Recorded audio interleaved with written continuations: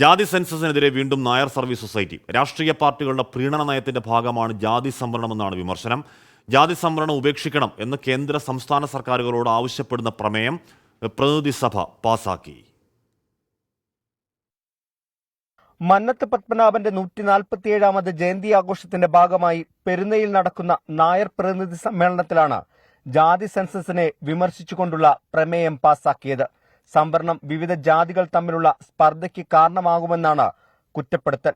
രാജ്യത്തിന്റെ അഖണ്ഡതയ്ക്ക് തന്നെ വെല്ലുവിളി ഉയർത്തുന്നതാണ് ജാതി സംവരണമെന്നും പ്രമേയത്തിലുണ്ട്.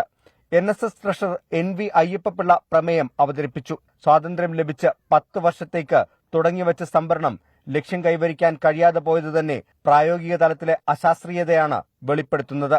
ജാതി സംവരണത്തിന്റെ പേരിൽ നൽകുന്ന ഇളവുകൾ വിദ്യാഭ്യാസ രംഗത്തും തൊഴിൽ രംഗത്തും യോഗ്യതയിൽ വെള്ളം ചേർക്കപ്പെടുമെന്നും പ്രമേയം വിമർശിക്കുന്നു.